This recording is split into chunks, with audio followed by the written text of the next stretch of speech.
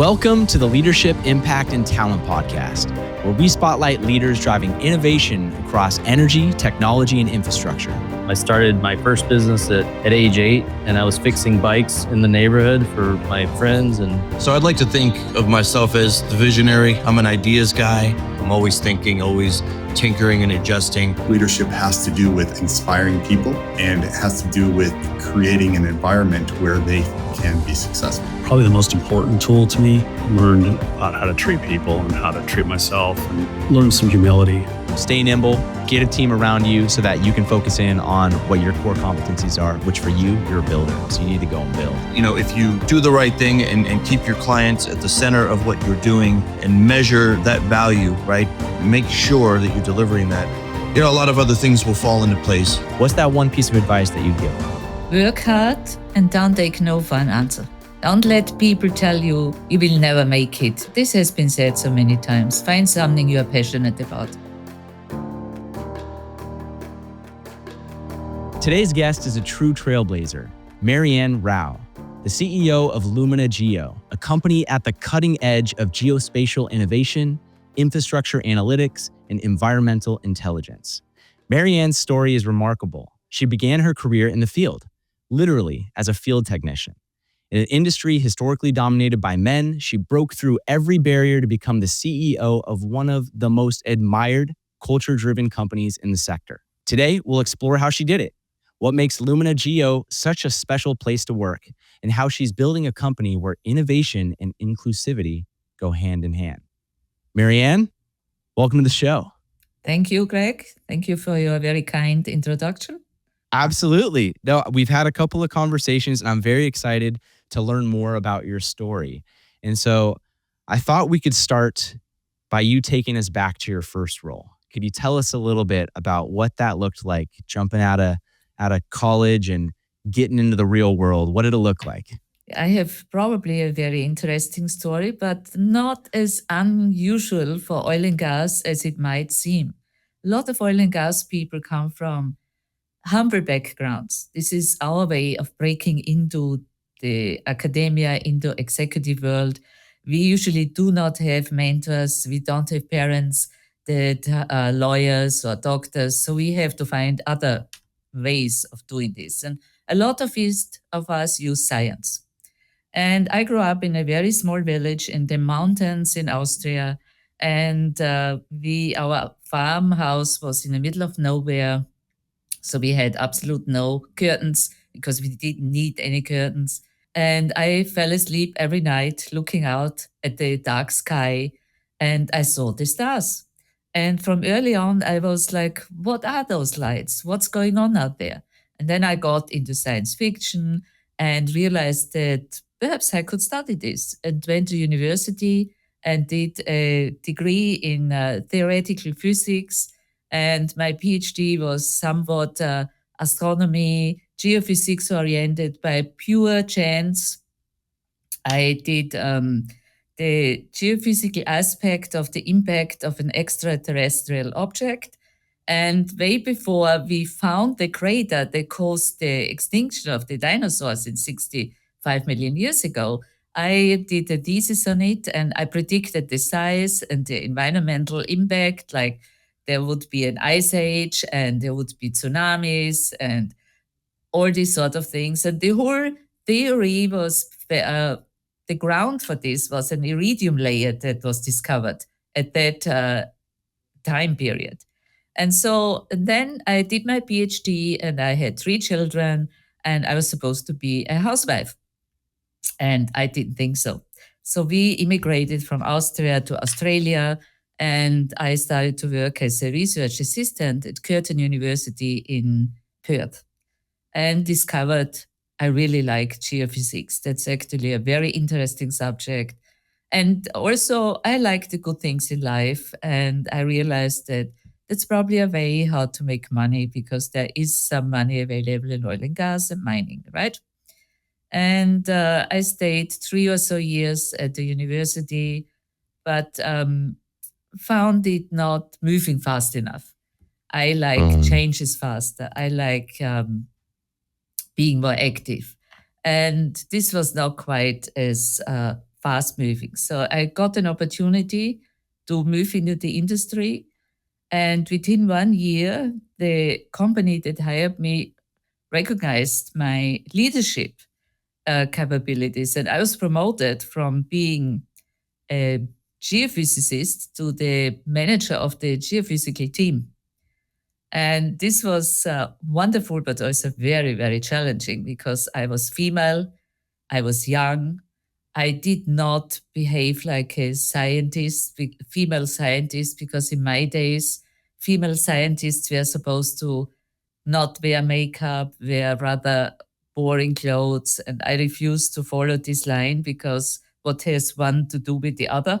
But I always had really good team members. I seem to be able to motivate people, and I was able to bring out the best in my team. And when it came down to the bottom line, if there was some conflict with leadership above me, I had my team that was protecting me, and I protected them. So I think it's a two-way road. So I came from a little tiny village in Austria to leadership pretty early on. But then I fluctuated back and forth because my big passion still is science. But I also love to work with people. And it's not an easy route because you usually have to choose. And here I'm actually lucky I don't have to choose because a company like Lumina needs a strong technical person as a CEO. You cannot lead a company like this without having a strong technical background.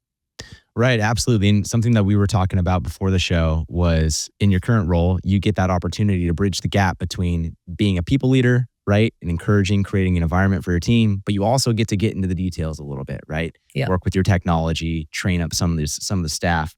But I want to go back to something that you said, moving from being very talented, right, as a geophysicist and working in the field, and then getting an opportunity to become a manager, right? There were some challenges that you experienced. Yeah.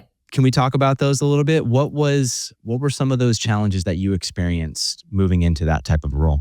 So a good leader is not a dictator, right? A good leader brings out the best in the people. And you have to earn the respect of your people. You cannot just go in and say, well, I am the COO or I am the manager and you do what I tell you to do. You can, but this will not get you good results. And the beginning, it was difficult because I was much younger and I was younger than half of the team members. And I was female and I had to convince them that I'm right. I know what I do. And so it's a very tough thing to do, to figure out how to be authoritarian without being authoritarian. You know where I go? It's when you have to listen to your people. I mean, they have to be aware that the final say comes from you because you are responsible. When you are a manager or a COO, it's not just a title, it's your responsibility, right? So, but you would want your team members to be involved. And at the beginning, it was difficult to get this across that when I am asking their opinion, that I'm not weak, that I want to have this part of my decision-making process. And I think this was the biggest challenge. And I just worked really, really hard. I think I was once told by one of my younger team members, he's so happy he's not in my position because he will never have to work as hard as I do.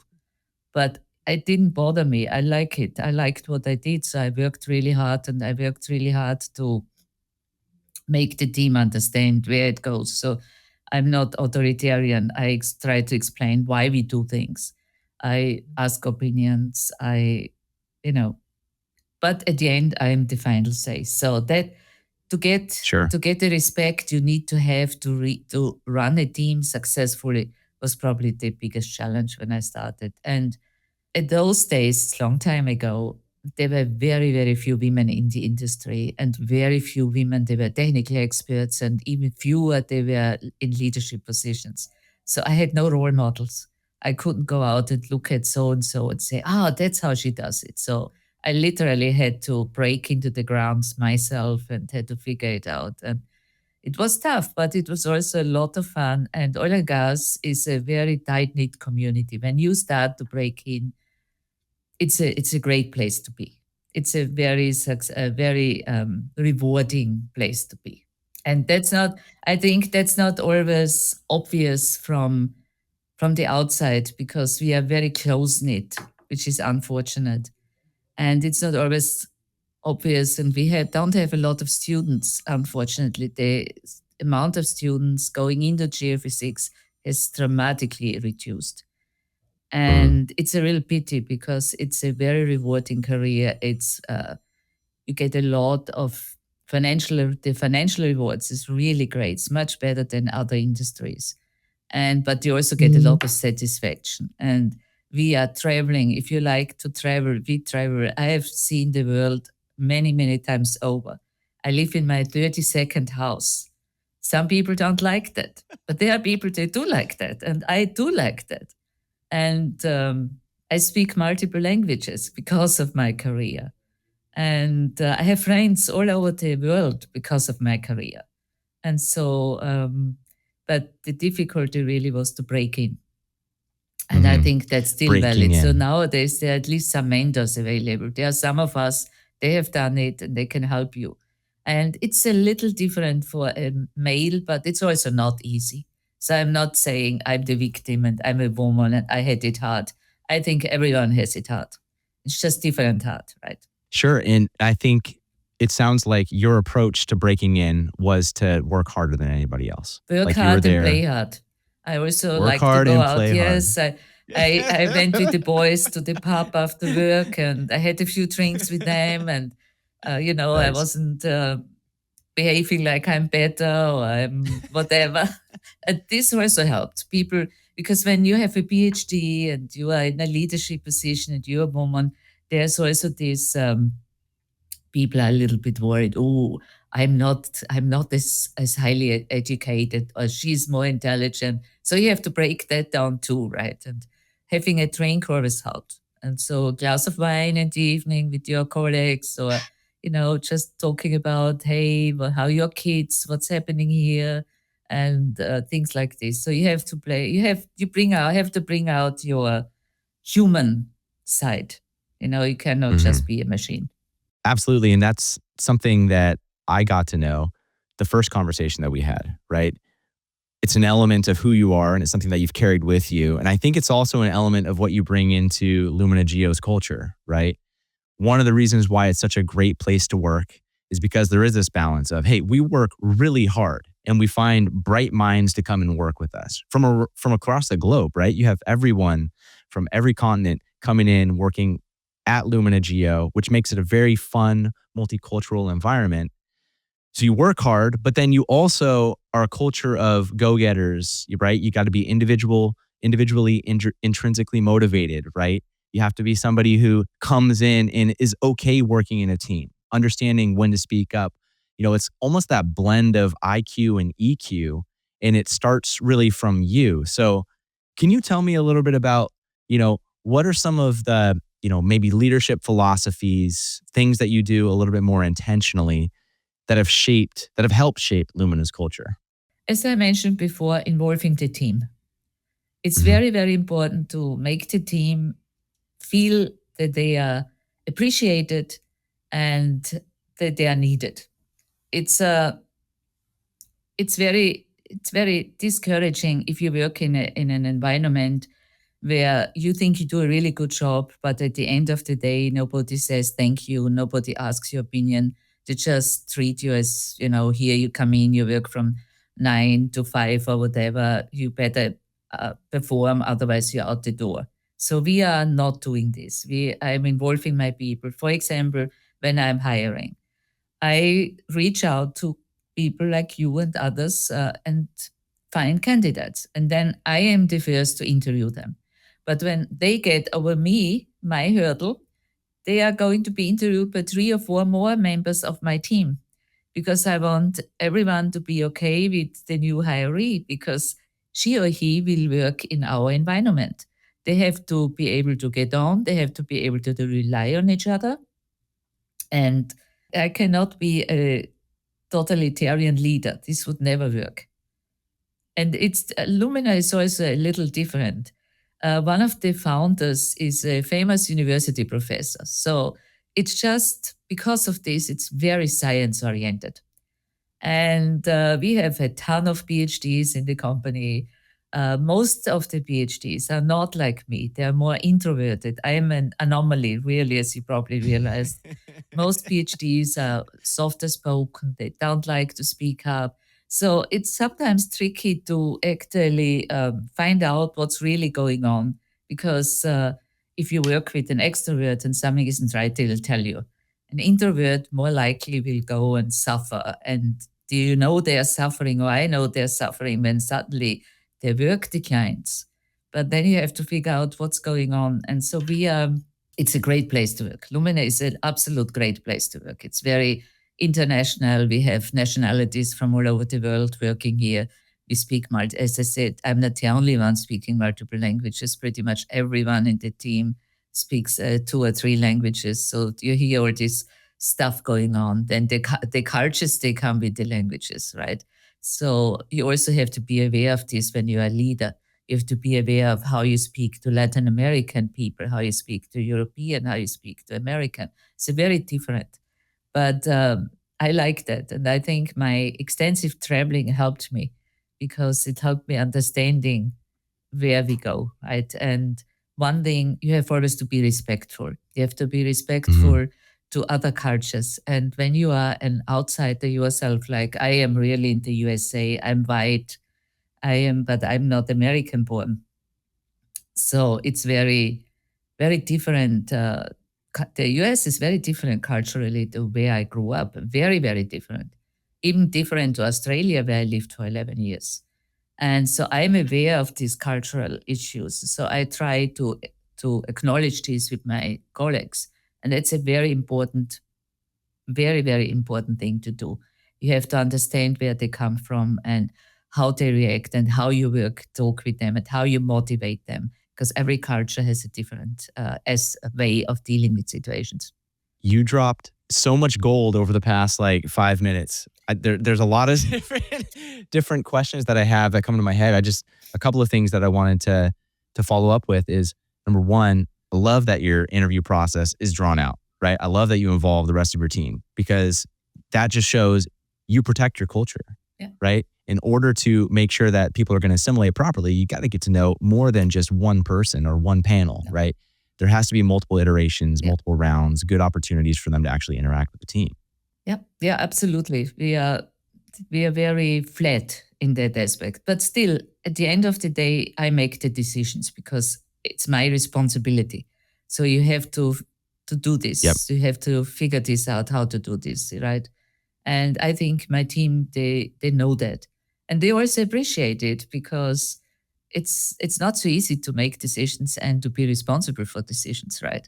Because I could get fired tomorrow because I make a completely different, crazy decision or something. So you have to be aware of these things and find the right way to go about. Right. Well, there's an element of leading by example and ownership, right, that you bring into your role that obviously sounds like permeates throughout the rest of your team. And so one question that I had, right, working in an environment where there's a lot of PhDs, a lot of very intellectual individuals, right, very high IQ rolling around in your office. Yeah. How do you create an atmosphere where people feel psychologically safe? You know, the newer, QI geophysicist who's coming in who has 3 years of experience, doesn't have their PhD, is very competent, but is surrounded by these very bright individuals who maybe are a little more introverted and so don't crack out of their shell and bring them in. How do you promote psychological safety in an environment like yours? So we are a very relaxed company regarding working from home. Lots of people work from home. In summertime, some of my VPs, they work from Brazil, they work from Russia because they want to spend more time with their families. And none of this is an issue. However, when we have new employees, I make a point of asking them to come into the office to get to know each other. And you cannot get to know each other remotely. And you really need to be in the same office. You need to be able to feel comfortable when reaching out. If they don't know me, they don't really know that I am very approachable and you can come to me because they see me as the COO, right? I'm the scary woman at the top of the organization. But when they work with me and when I reach out to them, they start to feel very comfortable. And that's how you get into this. And at the end of the day, we are all humans, right? And there's one thing most scientists have. We are very humble because we know science, we know nothing. We know a little bit. Doesn't matter how many PhDs you have, you are not going to know everything all the time because nobody does. There's so many things, especially in physics, which are unknown. And I don't know if we will ever solve them. And some science philosophers even say that you will never, ever know the truth. You will find the stuff that's not true and you can chip away. You have an analysis and you chip away, okay, this is not right. This is not right. But you will never get to the complete right. And I think this is just the way most of us work. And sometimes that's misunderstood by the larger community as being insecure. But it's not. It's just we are very aware of our shortcomings. And there's not just our personal shortcomings, they are the shortcomings of the field. We will never, ever know everything. And so we make them feel that they're okay. It's okay not to know everything. I don't know everything, and I'm the COO. And professor who partially owns the company, is very famous, writes books, everything. He doesn't know everything. So when you get this across, people start to be also more productive because they are not afraid of talking about their ideas because we are not laughing at them. I'm not saying, "Oh, you're stupid. This is not going to work." No, it's either, "Oh, we have tried this. Look at this paper. Let's discuss this." Or, "Man, this is really good. We should try this." And so this is the sort of environment we have. We're very much respectful. And that's one of the things I really love working here, the respect. And it starts from the top. And so you modeling that trickles Yeah. down to everybody else in the organization. Okay, so I have a lot of questions. You've opened up a world for me. And so I agree with you. The more that I know, the more that I feel like I don't know. Yeah. So you're it's in true. good company here. I think there's an element of that trickles through in the way that you lead, which is really cool. And probably makes for a very comfortable, like you said, relaxed environment to come in and work hard. Now, I think what I'm curious about is, Lumina Geo, you all are innovating in your particular space. You're a front runner in the industry. And so what do you think, maybe you can just start by telling a little bit about what Lumina Geo does, what it specializes in, and what's your market differentiator? So we are a specialist company. We have two branches. One is the geophysical arm and the other one is the software division. So we are developing and marketing software that's very specialized in our field, but we're also performing services. And the main service parts are QI, which is quantitative interpretation, which takes seismic data and manipulates it in certain ways that it brings out reservoir or rock types. So seismic has been used for many, many, many, many years as a tool to map subsurface structure. Because whenever you generate a wave and the wave travels through the medium and it finds a property where the rock changes, and the things it looks at is the velocity and density mainly. So you have a change of rock type. Some of the energy of the wave comes back to the surface, it's being recorded, and then you get a seismic signature. And so it has been used to map these differences in the rocks. And so you can see now river below ground, riverbeds, you can map structures, little mounds, and then you can infer there could be hydrocarbons. So it's also been used for mining to find out if there would be a mine. And this is the basic application for seismic. And then you can take this further, and there are elastic properties of this wave, which contains information of what's in these spaces. If there is Mm. water in a river, an old buried riverbed, right, it has a different elastic properties than if there are hydrocarbons. But you have to analyze the data. You have to do certain analysis steps, and that's what we do.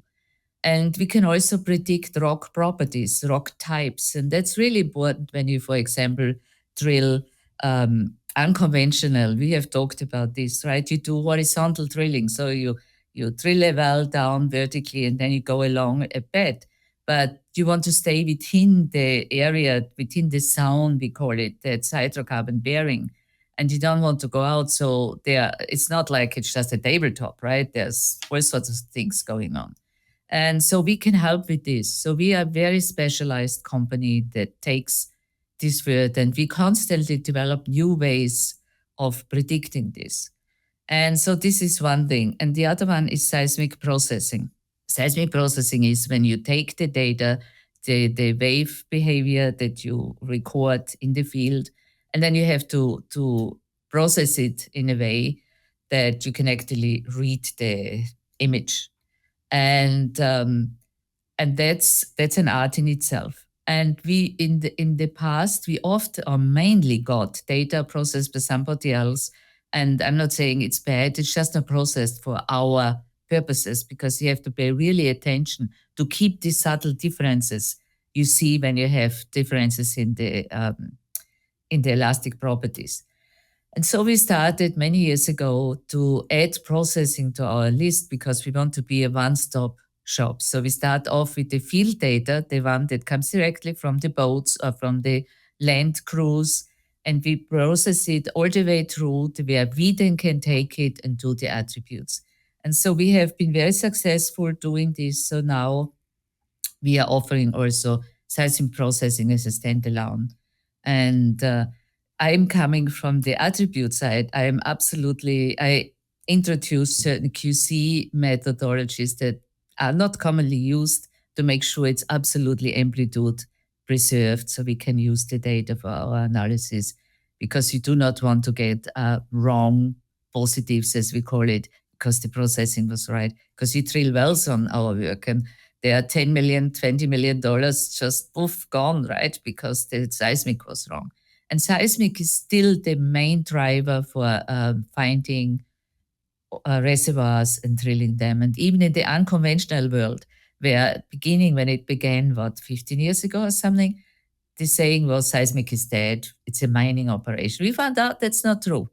So even there, it's very important to understand your subsurface, and seismic is the only way you can do this. You can use potential fields for some of the things, but potential fields like magnetic gravity doesn't have the resolution of seismic. So you would add it on to your seismic.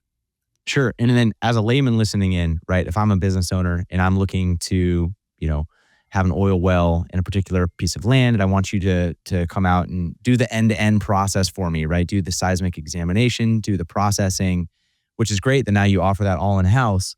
You mentioned that the methods that you're employing have been able to increase your accuracy. I'm curious, what do you have any data around the accuracy percentages and how you compare to the rest of the industry? So this is my personal experience. So I haven't actually done the statistics on it, and as a scientist, I like to see the statistics, and they're probably pretty close. I have an 80% rule. If I give you 80 to 85% accuracy in the prediction, I'm super happy. Because the seismic in itself has a huge uncertainty. And you can't overcome this. This is just what it is. You can do it, you can reduce it.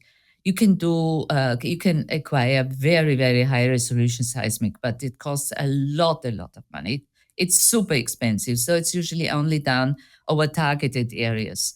And it also takes a long time to prepare for analysis or to be able to use the seismic. So it's not commonly done. It's not economic. Sure. Or you can do what we have, some frequency enhancement tools. They can help you too. But I think if you get to 90%, you're absolute winning. But if I get to 80%, I'm sort of happy. 80% sounds pretty good. Yeah, I think so and too. And then if you look at the cost of, like you were saying, drilling right? Versus the cost of performing the analysis that you all provide. I'm sure the discrepancy is such that if you do the math, 80% winning is going to win every single time. There's a problem in our industry. Companies spend a lot of money on acquiring seismic. They spend even more money on drilling wells. And they are always complaining about the price for attribute work. And I don't know where that comes from. I really don't know. I've tried for many, many years to understand that, because it's a fraction of the cost. And when we do our analysis, we do it over a larger area, hundreds of square kilometers or hundreds of square miles. So you're not just drilling one well on our results, right? You would drill multiple wells. And if you reduce your uncertainty by 80%, it's paying itself by multiple times. But that's something which is sort of embedded in our industry, and I have no idea how to overcome. It's this, this is expensive, and it really isn't expensive at all. Yeah, I'm curious if it comes down to like being a capital expenditure versus an expense, and if there's math there, but probably not. I would assume a drilling infrastructure, you already have the infrastructure in place. It's not like you're installing new infrastructure. So it's perhaps to your point, you're able to. It's perhaps I've already spent 20 million on this. Why do I need to spend another 400,000 or something, right? Yeah. Perhaps, I don't know. No, very, very interesting. Wanted to ask about that. That was helpful to kind of paint that picture and how you can provide, obviously, more, like the equivalent of more wells, or the equivalent of more drilling, right? Across a larger surface area, like a larger area than what you're able to do with just drilling one well, right? You only get one data point versus you're giving them multiple, right? For a fraction of the cost. Makes sense. We are also going into the alternative energy sources. So we are not just oil and gas. We are heavily involved in carbon storage. And when you do carbon storage, you deposit the CCUS, the carbons, into the ground, and they have to stay there. They can't come out. And that's not so easy, because most reservoirs actually leak. And there's a way where you can find oil accumulation by looking at leakage, for example. So you have to find a compartment that's not leaking. And there's a lot of work that needs to go in before you can actually pump the gas into the ground. And then you have to monitor it. And we are very suited to do this as well, because we have these very high-end attributes. They help you see breaches in your seal, in your top, or they highlight when the rock is broken and you have a fault where it could migrate up. So we do this, and we're also looking at near surface. When you build a windmill, especially a wind farm, offshore, you need to have stable ground where you put your windmills and stuff like this. Yeah. So we are involved in all of this, and critical mineral mining will become very big in the future, because critical minerals are the ones you need for the batteries. And you also need to figure out, especially when you go into deep sea mining, there are deposits in very deep water, but you can't just go and mine them, because they could cause a huge environmental issue. So you need to find out, where is the mineral? How can we mine it without damaging the environment? So our methodologies are also very, very useful for this sort of applications. And we go into this. I just got a paper accepted at a convention in Toronto in October on geophysical applications for CCUS, just talking about that. Cool. So there's a lot of applications. It's not just in the oil and gas industry, right? No. It was cool kind of hearing about how you can actually test, for underground storage wells, right? You can figure out, are there any cracks or any deficiencies in the way things are stored? You can look at, like you were mentioning, the foundations for windmills, or what is the deposit made of at the bottom of the ocean, right? Such that, is it safe for extracting minerals here or not? Okay. And then don't forget, there's planetary geophysics, and I love planetary geophysics, but perhaps when I retire and I don't care about how much money I make anymore, because I like the good lifestyle, right? I can go into something that's purely fun. Find out what are the planets made of. Is there something of interest? What are the comets made of? There are comets out there, or asteroids. They are purely made of diamonds. Can you imagine a whole Wow. diamond rock out there? It's pretty awesome, actually. is- So there's really, that really is cool pretty stuff awesome. in astronomy, in planetary geoscience. Yes. Well, that's awesome. I'm excited for that career or that I'm excited for that phase of your career later on. Okay, couple more questions here. I wanted to just learn a little bit more because I know Lumina Geo is so innovative, right? And so when you look forward to the next 5 years, what are you most excited about? Building a team that can take all our innovations into into the big world, if you want to say. We are still small. We are not super small. We have around 130 employees. We have offices in Houston. We have 2 offices in Houston. We have a big office in Mexico. We have an office in London. But I want this to be used by people in Southeast Asia, in Africa, in Europe, everywhere, because I think we have a very, very good offering. And I want to have a team in all these places, people that I want to change the culture, but not change the culture. So I want us to be a larger company, which brings culture change with it. But I want to keep our environment where it's fun, where it's pretty relaxed, you work hard, but you don't have to sit in the office. Your voice counts, this sort of stuff. And that's Well, I think really you're the right person to do it. I'm not calling us the Lumina family, because to me, if a company calls itself a family, it's a red flag, because it means there's very little work and life separation. And I am a big believer, and I tell my people, you go on vacation, I do not want to hear from you for the week. Do not answer any phones, do not answer any emails. I want you to recharge, I want you to reset, and I want you to come back fresh mind, fresh body. And I do the same. I will go in September on vacation, and I'll be off the grid for a whole week. I don't go 2 weeks because that's pushing it, but 1 week is good, right? So it's already. So that's where I see us, that we are bigger, that we keep innovating, that we are not just sitting and keep using the same technologies, that we are growing. But I'm not worried about this. We have a very strong development and research group, and we are a lot of us are PhDs, and we always have crazy ideas. It's actually managing those ideas, which is difficult, because we have to pick the ones that are more impactful, right? Instead of everyone, oh, we should do this. No, not today, perhaps in a year. And that's where I see us being bigger, being more present in other parts of the world, but keeping our culture. And that will be a little difficult, because some changes will be needed, right? When you are larger, you have to be a little bit more in line with some organizational structure.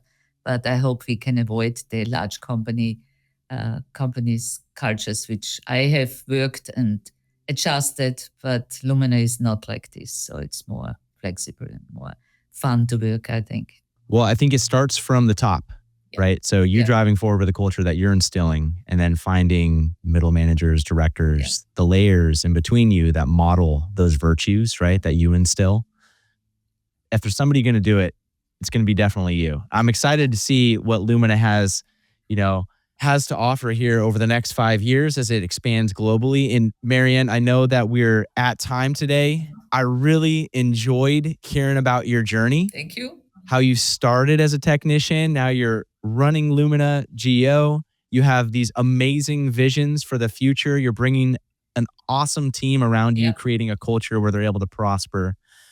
So what I usually ask at the end of every interview is just, what is your advice for that next generation?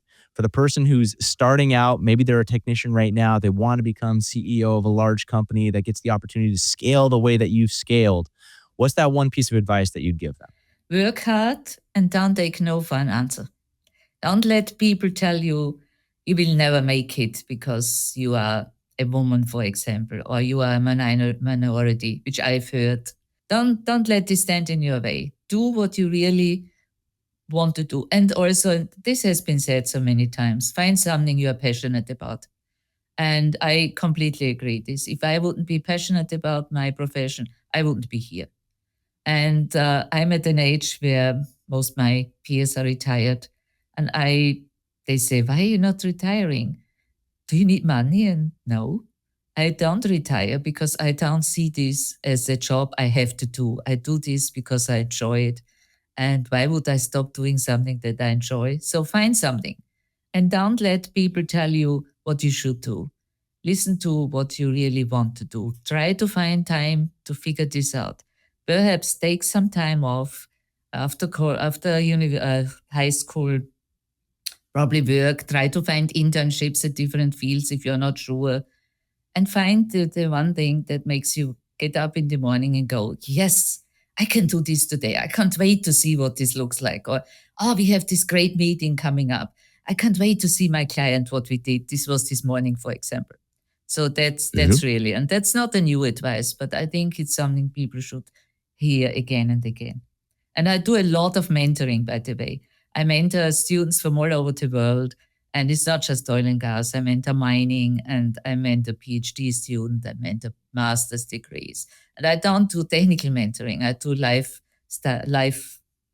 experience mentoring. So how they ask me always, how do I go? What's my next step? And then, well, you need to find out what do you want to do. And when you know what you want to do, you go for it. And you don't take no as an answer. Love it. Marianne, it's been a pleasure talking with you today. Thank you. Thank you so much for joining me, and everybody else, thank you. Tune in next time for another episode of Leadership, Impact, and Talent.